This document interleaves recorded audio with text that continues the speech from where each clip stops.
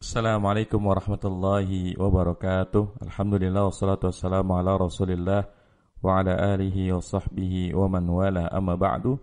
Alhamdulillah, kita lanjutkan pembahasan kita dari kitab Hasyiyah Al-Ajrumiyah yang dikarang oleh Syekh Abdurrahman bin Muhammad bin Qasim rahimallahu taala. Dan sekarang kita membahas tentang al-kalam. Bismillahirrahmanirrahim. Al-kalamu huwal lafdzul murakkabul mufidu bil wad'i. Kalam adalah lafaz yang tersusun yang berfaedah dengan bahasa Arab. Bada'a bil basmalati iqtida'an bil kitabil azizi wa ta'assiyan bin nabi sallallahu alaihi wasallam fi mukatabatihi wa murasalatihi. Musannif rahimallahu ta'ala, yaitu Ibnu Hajar As-Sinhaji, mengawali kitab Al-Ajrumiyah dengan mengucapkan bismillah iqtida'an bil kitabil azizi, yang karena mengikuti Al-Kitab Al-Aziz, kitab yang agung, yaitu Al-Quranul Karim. Wa ta'asiyan bin Nabi sallallahu alaihi wasallam fi mukatabatihi wa murasalatihi, dan juga mengikuti perbuatan Nabi Muhammad sallallahu alaihi wasallam di dalam tulisan-tulisan beliau dan juga surat-surat beliau. Wa amalan bi hadisi kullu amrin li balin la yabda'u fi bismillahirrahmanirrahim fa huwa aqta ay naqisul barakati. Dan juga mengamalkan hadis Rasulullah sallallahu alaihi wasallam, setiap perkara yang mengandung kebaikan yang tidak diawali dengan bismillahirrahmanirrahim maka dia terputus. Maksud dari terputus adalah ay naqisul barakah, kurang berkahnya. Wal bada'atu biha lil isti'anati ala ma yahtamu bihi, dan memulai mengucapkan bismillah di awal kalimat itu adalah bentuk permohonan pertolongan ya atas apa yang menjadi perhatian. Artinya kalau seseorang mengucapkan bismillah sebelum menulis kitab, maka ini adalah bentuk pertolongan kita, bentuk permintaan pertolongan kita kepada Allah Subhanahu wa taala agar dimudahkan dalam menulis kitab. Begitupun misalnya kita melakukan aktivitas apapun, kita awali dengan bismillah, maka ini adalah bentuk permohonan pertolongan kita kepada Allah Subhanahu wa taala agar Allah mudahkan kita dalam aktivitas atau urusan tersebut, ya. Nah, walismu ya'ti bayanuhu wallahu alamun ala rabbina tabaraka wa ta'ala wa huwa a'raful ma'arifi. Dan isim akan datang penjelasannya. Jadi sekarang kita bahas tafsir dari Bismillahirrahmanirrahim. Isim nanti insyaallah akan bahas pembahasannya. Isim secara lugah artinya adalah nama. Kemudian lafaz Allah, alamun ala rabbina tabaraka wa ta'ala, nama atas Rabb kita tabaraka wa ta'ala yang maha berkah dan maha tinggi. Wa huwa a'raful ma'arif, dan Allah adalah ma'rifat yang paling ma'rifat. Kita sudah belajar bahwasanya ma'rifat itu ada 6 ya. Ada dhamir, kemudian ada isim alam, kemudian ada al-mu'arraf bi'al, ada isim isyarah, ada isim mausul, kemudian idhofah kepada ma'rifat. Nah, dari semua ma'rifat yang ada, a'raful ma'arif, yang paling ma'rifat itu adalah Allah Subhanahu wa ta'ala. Karena nama Allah tidaklah diberikan, tidaklah digunakan kecuali untuk nama Rabb kita, pencipta kita, ilah kita, yaitu Allah Subhanahu wa ta'ala. Adapun yang selainnya, meskipun ma'rifat, terkadang ya masih digunakan oleh banyak orang. Misalnya isim alam, kita tahu bahwa isim alam itu ma'rifat. Seseorang bernama Zaid. Nah, yang namanya Zaid ini banyak ya, di muka bumi ini orang yang namanya Zaid banyak. Adapun apabila disebut nama Allah Subhanahu wa ta'ala, maka jelas yang terlintas dalam pikiran kita itu adalah nama dari pencipta kita, dari ilah kita, dari Tuhan yang kita sembah, yaitu Allah Subhanahu wa ta'ala. Makanya lafaz Allah adalah a'raful ma'arif. War-Rahmanu, dan lafaz Ar-Rahman ismuhu ta'ala wa huwa dalun ala sifatil qa'imati bihi fa huwa rahmanu li jami'il khalqi. Dan mana Ar-Rahman, dan adalah Ar-Rahman ini adalah di antara nama Allah Subhanahu wa ta'ala yang menunjukkan atas sifat yang ada pada Allah Subhanahu wa ta'ala. Fa huwa rahmanu li jamil khalqi. Yang dimaksud dengan Ar-Rahman adalah sifat maha kasih sayang kepada seluruh makhluk. Ini makna dari Ar-Rahman. War-Rahimu ismuhu ta'ala wa huwa dalun ala sifatil qa'imati bihi wa ala ta'alluqiha bil marhumi. Dan Ar-Rahim ini juga nama Allah Subhanahu wa taala yang menunjuki atas sifat yang Allah miliki. Dan ini sifat ini berkaitan juga dengan al-marhum, dengan yang dikasihi. Waqtu sira 'alal basmalati li'annaha min ablaghis sana'i wa dzikri.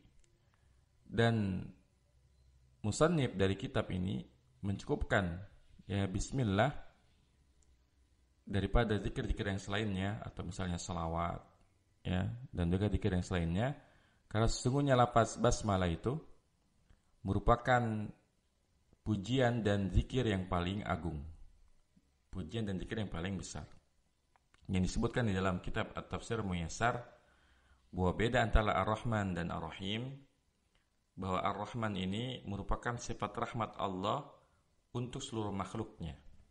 Adapun Ar-Rahim ya bil mu'minin, khusus untuk orang-orang beriman.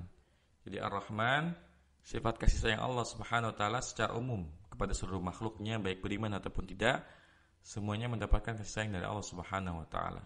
Adapun Ar-Rahim ini dikhususkan untuk kaum muslimin ya. Nah, bada'al musannifu bil kalami li'annahu al-maqsudu bidhatin wa li'annahu alladhi yaqa'u bihi at-tafahum wa at-takhatub. Musannif memulai kitab beliau dengan membahas tentang al-kalam atau kalimat, karena itu adalah maksud utamanya. Jadi maksud utama beliau mengarang kitab tentang nahwu tentu membahas tentang kalimat, karena nahwu membahas tentang kalimat-kalimat bahasa Arab. Dan juga karena kalimat itu ya terjadi adanya saling memahami dan juga saling berbicara. Karena kalau tanpa adanya kalimat, kita ya tidak akan bisa memahami satu sama lain dan tidak bisa berbicara satu sama lain. Oleh karena itu, hal pertama yang beliau bahas di awal kitabnya langsung membahas tentang apa itu kalimat ya. Wal kalamu fil lughati huwa ma takallama bil insanu qalilan kana aw katsiran mufidan aw ghairu mufidin. Dan kalam berdasarkan bahasa, dari sisi bahasa artinya adalah setiap yang diucapkan manusia, baik sedikit ataupun banyak, baik berfaedah ataupun tidak berfaedah. Ini kalam dari sisi bahasa. Wa fi istilahin nahwiyyin huwa ma jama'al quyud al-arba'ah allati dzakaraha al-musannifu. Adapun kalam secara istilah para ulama ahli nahwu adalah yang terhimpun padanya 4 kaidah yang telah disebutkan oleh musannif, yang telah disebutkan oleh pengarang kitab ini. Wa ahaduha al-lafdhu wa huwa fil lughati at-tarhu war-ramyu. Dan kaidah yang pertama, ya, salah satu dari 4 kaidah tersebut adalah lafaz. Dan mana lafaz dari sisi bahasa adalah at-tarhu war-ramyu. Ya, at-tarhu dan ramyu artinya adalah lemparan, sesuatu yang dilempar. Yuqalu akaltu samrata wa lafaztu nawata. Dikatakan akaltu samrata, aku makan buah dan aku buang bijinya. Ya, aku makan buah dan aku buang bijinya. Makna lafaztu di sini adalah aku buang, aku lempar. Karena makna al-lafzu dari sisi bahasa adalah at-tarhu wa ramyu, yaitu membuang atau melempar. Wa fil istilahi huwa sautul mushtamilu ala ba'dil hurufil hijaiyati allati awwaluha al-alifu wa akhiruha al-ya'u ka zaidin. Adapun lafaz menurut istilah ulama nahwu adalah suara yang meliputi sebagian huruf hijaiyah. Jadi kalau ada suara yang tersusun dari sebagian huruf hijaiyah yang mana awalnya adalah alif atau hamzah dan akhirnya adalah ya, maka itu adalah lafaz ka zaidin. Contohnya zaid. Maka zaidin ini kan tersusun dari huruf zai, ya, dan dal. Maka dia adalah lafaz karena dia tersusun dari huruf-huruf hijaiyah.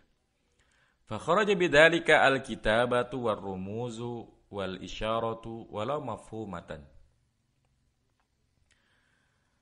Maka keluar dari pembahasan lafaz tulisan, karena tulisan bukan lafaz. War rumus, juga kode-kode. Wal isyarah, isyarat seperti rambu-rambu jalan. Walau mafhumatan, sekalipun ia dipahami, maka dia bukanlah lafaz, tapi ini sesuatu yang mudah ya. Misalnya tulisan. Tulisan ini kan ya lafaz yang dituliskan, sehingga sebetulnya tulisan sekalipun dianggap sebagai kalam. Karena tulisan pun adalah kalimat yang dituliskan di atas kertas. Asalnya dia adalah al-kalam. Insyaallah dalam masalah seperti ini perkara yang mudah ya. Nah, jadi kalam itu yang pertama syaratnya harus lafaz. Dan yang dimaksud dengan lafaz adalah suara yang meliputi sebagian huruf hijaiyah. Artinya tersusun dari sebagian huruf-huruf hijaiyah dari hamzah sampai ya. Nah, wasani al-murakkabu wa tarkibu fil lughati wad'u syai'in ala syai'in yuradu bihi as-subutu aw adamuhu. Yang kedua, ya syarat kalam yang kedua, kaidah kalam yang kedua adalah al-murakkab, tersusun. Dan mana tarkib, mana tersusun itu ada dari sisi bahasa wad'u syai'in ala syai'in, meletakkan sesuatu di atas sesuatu. Yuradu bihi as-subutu aw adamuhu. Yang dikehendaki dari meletakkan hal tersebut adalah menetapkan sesuatu atau menyedakannya. Ya. Terkadang kita meletakkan sesuatu untuk menegakkannya atau untuk menutupnya. Jadi ini yang dimaksud dengan tarkib secara bahasa. Wa fil istilahi ma tarakaba min kalimataini fasa'idan ka zaidun qaimun. Ya. Dan secara istilah nahwu yang dimaksud dengan murakkab adalah sesuatu yang tersusun dari dua kata atau lebih. Seperti lafaz zaidun qaimun, ya. Zaidun qaimun terdiri dari dua. Terdiri dari dua lafaz. Yang pertama zaidun, yang kedua qaimun. Maka ini termasuk kalam karena terdiri dari dua kata zaid dan kata qaim. Dan murakkab itu minimalnya dua kata atau lebih. Fa kharaja makana malfudhan bihi ghaira murakkabin. Maka keluar dari pembahasan murakkab ini sesuatu yang dilafazkan tetapi tidak murakkab, tidak tersusun seperti zaidin, ya. Kita kalau hanya ngomong zaidun saja, ini bukanlah kalimat. Dia kata. Jadi memang harus dua kata. Seperti zaidun qaimun atau hada zaidun. Tapi kalau satu kata aja zaidun, ini bukanlah kalimat tapi dia adalah kata. Wasalisu al-mufidu. Jadi kita sudah bahas 2 dari 4. Syarat kalam yang pertama lafaz, yang kedua murakkab. Sekarang kita bahas yang ketiga itu al-mufidu, memberi faidah atau berfaidah. Wal faidatul lughatan mastafadahu al-insanu min ilmin aw malin aw jahin aw ghairi dzalika. Dan ini maksud dengan mufid secara bahasa adalah apa yang bisa diambil faidahnya oleh manusia, baik berupa ilmu atau harta atau kedudukan atau yang selainnya. Ini definisi mufid secara bahasa. Wasilahan secara istilah ma'afada faidatan yahsunu sukutul mutakallimi 'alaiha bihaitsu la yusiru sami'u muntadiran muntadiran li syai'in akhar ka qama zaidun. Adapun makna mufid secara istilah adalah kalimat yang memberikan faidah yang membuat orang yang berbicara diam di atasnya. Bihaitsu la yusiru sami'a muntadiran. Dengan sekira-kira tidak membuat orang yang mendengarkannya itu menunggu kalimat selanjutnya, menunggu kata selanjutnya. Kaqoma zaidun, seperti lafaz qoma, seperti kalimat qoma zaidun. Zaid telah berdiri. Fa kharaja makana lafdhan murakkaban wa lam yufid. Kagulami zaidin, ya. Maka keluar dari pembahasan al-mufid lafaz yang tersusun tapi tidak berfaedah seperti gulamu zaidin. Kalau kita hanya mengatakan gulamu zaidin, maka orang akan bertanya kenapa pembantunya Zaid, ya. Tapi kalau kita mengatakan qama Zaidun, Zaid telah berdiri, Maka yang mendengarkan kalimat ini paham bahwa kita ingin menyampaikan informasi bahwa Zaid telah berdiri. Tapi kalau kita hanya mengatakan gulamu Zaidin, ya akhi gulamu Zaidin, wahai saudaraku pembantunya Zaid, terus kita diam. Ini tentu yang dengerin kalimat ini pasti akan bertanya, kenapa pembantunya Zaid? Ya, misalnya dhahaba gulamu Zaidin, baru jelas. Nah, gulamu Zaidin kita lihat dari sisi jumlahnya dia ada dua, kata gulam dan kata Zaid. Berarti dia merupakan lafaz dan murakkab. Tapi tidak mufid. Kenapa? Karena gulamu Zaidin ini ya dia tidak memberikan makna yang sempurna, tidak memberikan makna yang sempurna. Jadi gulamu Zaidin sekalipun terdiri dari dua kata, tapi dia tidak memberikan faidah. Sehingga yang dengerin kalimat gulamu Zaidin pasti nanya, kenapa pembantunya Zaid? Ya. Kalau kita ucapkan misalnya Zahaba gulamu Zaidin, maka jelas kalimatnya. Dia lafaz, dia murakkab karena tersusun dari dua kata atau lebih, dan dia mufid karena membuat yang mendengarkan paham dengan apa yang diucapkan. Ya, nah. Warabi'u al-wad'u, yakni al-arabi. Yang keempat, al-wad'. Dan mana wad' adalah bahasa Arab. Wal wad'u lughatan al-isqatu min qawlihim wada'tu ad-dina an fulanin idza asqattuhu, ya. Dan mana wada' dalam bahasa Arab adalah al-isqat, yang digugurkan dari, yang diambil dari ucapan mereka, wada'tu ad-dina an fulan, saya mengambil agama dari seseorang. Idza asqattuhu, jika aku ya mengugurkan atau mengambil darinya. Wastilahan, dan mana al-wad', ya, secara istilah, ja'alul lafzi dalilan 'alal makna, menjadikan lafaz sebagai petunjuk atas suatu makna, ya. Kawad'i Zaidin 'ala dzatil muskhisati masalan, ya. Seperti mengambil lafaz Zaid kepada zat yang telah tertentu, misalnya seperti itu. Jadi kalau ada orang dinamakan dengan Zaid, maka Zaid ini tentu, ini maksud dengan Zaid adalah seseorang yang bernama Zaid, ya. Karena kalau sekiranya seseorang itu tidak punya nama, maka sulit kita memanggilnya. Maka diambillah lafaz Zaid sebagai nama untuknya. Karena makna dari wada itu adalah menjadikan lafaz sebagai petunjuk atas makna. Sehingga Zaid adalah lafaz petunjuk atas nama seseorang, ya. Nah, wa kharaja bil wadil arabiyyi ma laysa bi arabiyyin, dan keluar dari pembahasan bahasa Arab adalah yang bukan bahasa Arab. Kakalamil ajimi, seperti ucapannya atau perkataannya orang-orang ajam, ya. Wa qila, dan dikatakan ma'na al-wada'i al-qasdu, di antara makna al-wada' adalah al-qasdu, yaitu dengan maksud, dengan sengaja. Wa huwa qasdul mutakallimi, ya, ifhamus sami, dan dia adalah maksud dari pembicara untuk membuat paham si pendengar. Afwan, wa huwa qasdul mutakallim ifhamas sami, yaitu maksud dari orang yang bicara membuat paham orang yang mendengarkannya. Fayakhruju kalamun naimi, ya, maka keluar dari pembahasan al-wadu ini ucapan orang yang tidur, ya, karena orang yang tidur itu tidak sengaja ngomongnya. Sedangkan di antara makna bil wadi adalah bil qasdi, dengan maksud yang disengaja. Adapun orang yang tidur yang mengigau ini tidak sengaja, maka dia bukanlah kalam, ya. Nah, was-sakarani, dan juga ucapan orang yang mabuk, ya, orang yang mabuk tentu, ya, dia tidak paham dengan apa yang diucapkannya.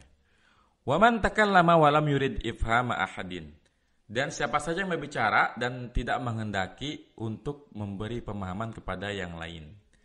Wa yadkhulu fihi kalamul barbari wa ghairihim aw ghairuhum was-sahihul awwalu, dan masuk dalam perkataannya adalah kalam barbar dan juga selain mereka.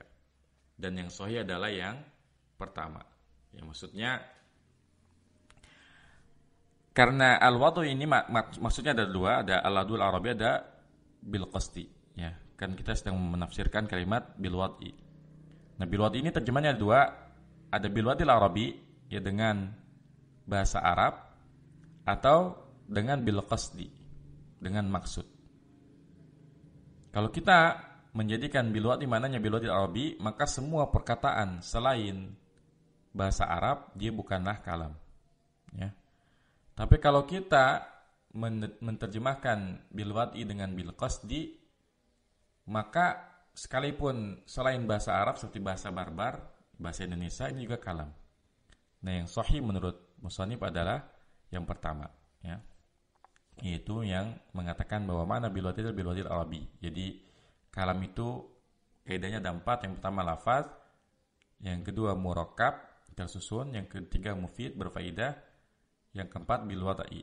Yang dimaksud dengan bil wadil arabi itu dengan bahasa Arab, ya. Nah, di sini ada catatan kaki, ya. Tadi kita mengucapkan kalimat Zaidun qaimun, ya. Zaidun qaimun fa Zaidun mubtada'un marfu'un bil ibtida'i wa alamatu raf'ihi dhammatun dhahiratun fi akhirih wa qaimun khabaru mubtada'i marfu'un wa alamatu raf'ihi dhammatun dhahiratun fi akhirih. Ini cara i'rab kalimat Zaidun qaimun. Zaid mubtada dan qaimun adalah khabarnya. Kemudian kalimat qama Zaidun ini qama fi'il madi, ya, fa qama fi'lun madin wa Zaidun fa'ilun wal fa'ilu marfu'un wa alamatu raf'ihi dhammatun dhahiratun fi akhirih, ya. Jadi kalau kalimat qama Zaidun, qamanya fi'il madi dan Zaidunnya adalah fa'ilnya. Nah, dengan demikian kita sudah membahas bahwasanya kalam itu ada 4 kaidahnya. Yang pertama harus lafaz. Yang dimaksud dengan lafaz adalah suara yang tersusun dari sebagian huruf hijaiyah. Kemudian yang kedua harus murakkab, maksudnya harus tersusun dari 2 kata atau lebih. Yang ketiga harus mufid, yaitu harus memberikan pemahaman kepada orang lain. Kemudian yang keempat bil wad'i, maksudnya bil wadil arabi dengan bahasa Arab. Ya, demikian, semoga bermanfaat. Wassallallahu ala nabiyina Muhammadin wa ala alihi wasallam. Subhanakallahumma bihamdika asyhadu an la ilaha illa anta astaghfiruka wa atubu ilaik. Wassalamualaikum warahmatullahi wabarakatuh.